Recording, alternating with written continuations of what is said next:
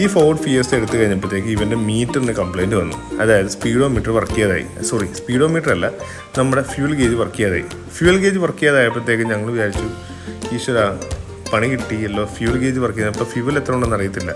അതുകൊണ്ട് ഞങ്ങൾ ഇറങ്ങുമ്പം ഈ സാൻഡ്രോ പോലെ 300-200 രൂപയ്ക്കൊക്കെ ഒരു കറക്കം കഴിഞ്ഞിട്ട്, ഒരു ആലപ്പുഴ ടൗണിട്ട് 2 കറക്കം കഴിഞ്ഞിട്ട് കൊണ്ട് ഒരു 300 രൂപയ്ക്കൊക്കെ ഡീസൽ അടിച്ചിടും. അങ്ങനെ ഡീസൽ അടിച്ചിട്ട് ഒരു കാലഘട്ടം ഇടയ്ക്കൊരു കാലമായപ്പോഴത്തേക്കും ഡീസൽ അടിച്ചാൽ പിന്നെ ഇതിനകത്തോട്ട് കയറത്തില്ല. നമുക്ക് ഫ്യൂൽ ഗേജ് വർക്ക് ചെയ്യത്തുമില്ല, ഡീസൽ ഒട്ടും കയറത്തില്ല. ഡീസൽ അടിച്ച് തിരിച്ചു വരുന്നു. അപ്പം ഞങ്ങൾ ഓർത്തു എന്താണ് പ്രശ്നമെന്ന് അറിയാതെ ഞങ്ങൾ വർക്ക്ഷോപ്പിലേക്ക് കൊണ്ട് കാണിച്ചു. അപ്പം ഞങ്ങൾ ആദ്യം വിചാരിച്ചിരുന്നത് ടാങ്കിന് എന്തെങ്കിലും പ്രശ്നം കാണുന്നതാണ്, ഫ്യൂൽ ടാങ്കിന് പ്രശ്നമുണ്ടെന്നാണ്.